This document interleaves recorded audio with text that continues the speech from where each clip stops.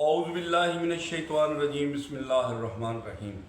حضرات گرامی، ہمارا یہ ایک اصول بن چکا ہے کہ ہم سیرت النبی صلی اللہ علیہ وسلم کو بھی ہر روز مطالعہ کرتے ہیں اور آپس میں شیئر کرتے ہیں۔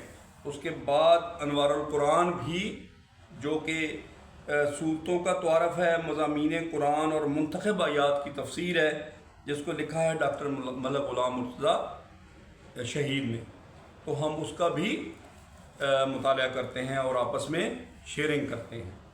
تو حضرات گرامی، آج ہم نے جو اس میں سے منتخب کیا ہے وہ ہے نزول عذاب کا ایک سبب۔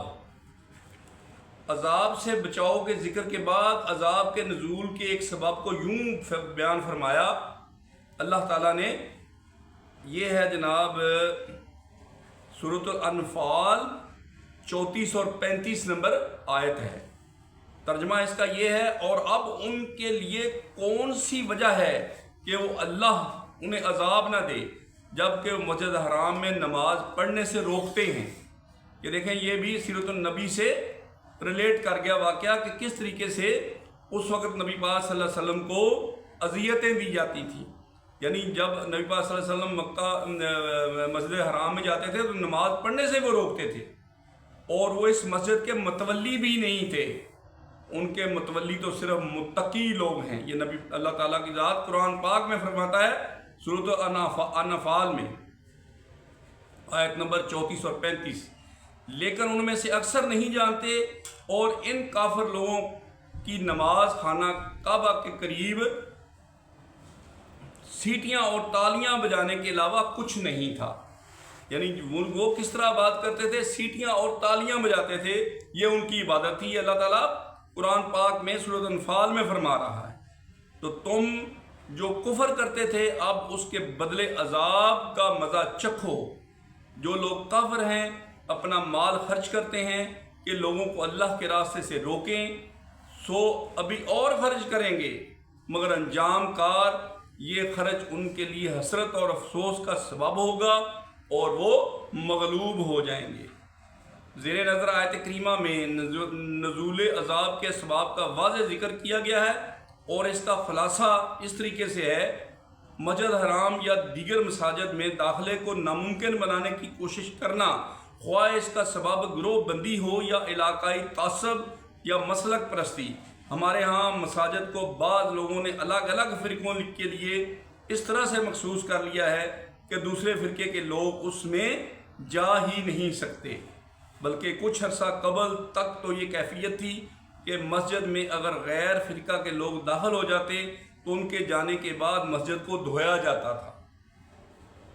مسجدوں کی ولایت یا مسجدوں کی نگرانی متقی اور اللہ سے ڈرنے والوں کے علاوہ کسی اور کے سپرد ہو، یہ ناممکن ہے۔ یہ اللہ تعالیٰ کا خود فرمان ہے کہ مسجدوں کی جو ولایت ہے یا ان کی نگرانی ہے وہ متقی اور اللہ سے ڈرنے والے لوگوں کے علاوہ کسی کے سپرد نہیں ہوگی۔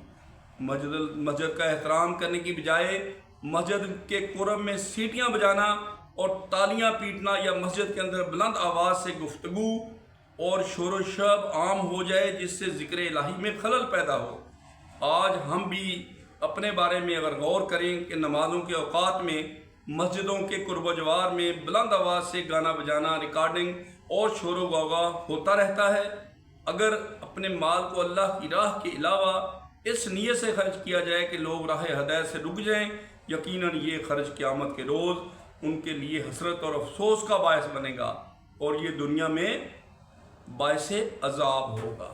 تو حضرات گرامی، یہ تھا نزول عذاب کے بارے میں اللہ تعالیٰ نے جو قرآن پاک میں فرمایا ہے وہ، اور اس کے علاوہ ہم آپس میں جو ایک ڈسکشن کریں گے۔ نماز کے لیے مسجدیں مقرر کی گئی ہیں، اور وہاں پہ شور و غوغا کرنا، وہاں پہ اس کے علاوہ کوئی ایکٹیویٹی کرنے کا بالکل ہی اجازت نہیں ہے۔ تو ہمیں بھی اپنے قرب و جوار میں یہ چیز کو دیکھنا چاہیے کہ مسجد جو ہے اس کو مسجد ہی رہنے دیں۔ تو حضرات گرامی، ہم اللہ سے دعا کرتے ہیں کہ یا اللہ ہماری اس معاملے میں مدد فرما، ہمیں تفرقہ بازی سے بچنے کی توفیق عطا فرما۔ یا اللہ ہمیں خالص مسلمان بنا دے جو اللہ تعالیٰ قرآن پاک میں چاہتا ہے کہ میرا مسلمان ایسا ہونا چاہیے۔ دیکھیں اس میں ترتیب بتائی گئی۔ حضرات گرامی، اس کے ساتھ ہی ہم اجازت چاہتے ہیں صوفی سفر کے توسط سے۔ اللہ حافظ، تھینک یو ویری مچ۔